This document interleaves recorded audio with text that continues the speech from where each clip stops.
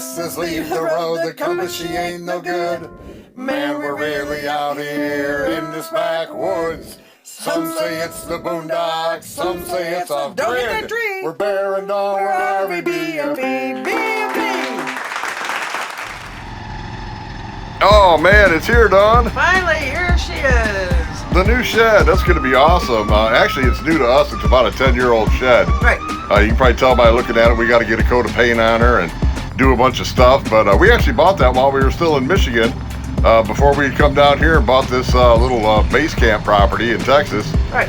But man, we're going to get her all set up. It was actually a repo that the shed company was using as an office.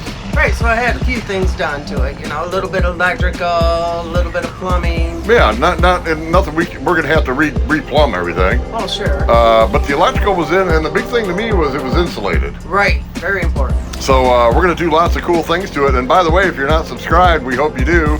It doesn't cost anything to watch our videos. We appreciate it. You can follow along with our tiny house adventure as we get our RV base camp set up here in Texas. Oh yeah, a lot more to come on this one. Yeah, we got a lot of stuff to do inside, a lot of things to do. Get a coat of paint on it. I can tell by watching this video we need to do that right away. But boy, I'll tell you what, we're excited. We got this little piece of property here, and this is a big key for us to having this property as an RV base camp, because we're still going to travel all over the U.S. We'd love to travel.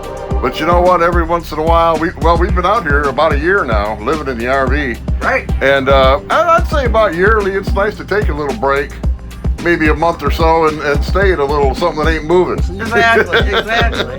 And we thought, hey, you know what? When we retire and decide we're not going to travel anymore, it'd be nice to have a little spot to get to kind of spend time in the RV and have a tiny house. So. Right. But it is a tiny one. It's only a 16 by 16 shed. And actually, it's got a 4-foot porch on it, so it's really only 12 by 16. But the weird part is, when we measured the inside, it actually was only 10 by 16. Don't ask, we don't know. I don't think the walls are that thick, but anyway. It'll work. It's going to work. It is going to work. And these guys delivered it, man. Didn't they do a great job? These guys are awesome. Yeah, those 2 trees they had to push it through were only about 18 foot apart. Right. So they didn't have much room getting her in there. We had to take that fence down a little bit for them to get in. Yeah, we had to move our gate. Our gate was only a 14-footer. Right. And they needed a couple of foot to spare there too, so we had to take part of the fence and the gate out that we had just put up. Yes, exactly. But we took care of that. They're under there now. They're getting things leveled up. Yeah, you got to get your tiny house leveled and get it set right, and they're doing a great job. We had to actually buy all those blocks and stuff. Right.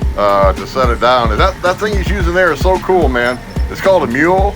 And that thing, man, I'll tell you what, it's a workhorse. It is. But it's a work mule, I guess. Right.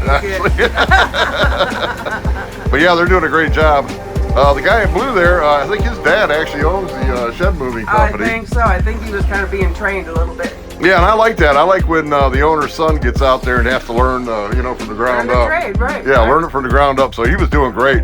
Real nice guy. Both of them just excellent people to work with. And boy, they just did a fabulous job getting that tiny house set for us and leveled. And they actually use a laser level. Right. That was cool. Yeah, to make sure everything's leveled out pretty good there. And then once you got your blocks, you can see they put a little wood in there. They kind of shim it up on wood. So hopefully that was pressure treated. Yeah, they got to make sure it's nice and level. Yeah, and you don't have to have your shed up that high. You could actually just use the small block and place it right down by the ground. But that's the way they had it sitting at the lot where they use it for an office. But you can see a lot of that mold and mildew, not mold, but mildew or like moss and stuff. Moss, yeah, there you go. Growing around there from the grass, getting wet. So we wanted it up off the ground a little more. And that's their company there. They're out of Orange, Texas. And just great people. So, hey, we got a lot more to come. Be sure you subscribe.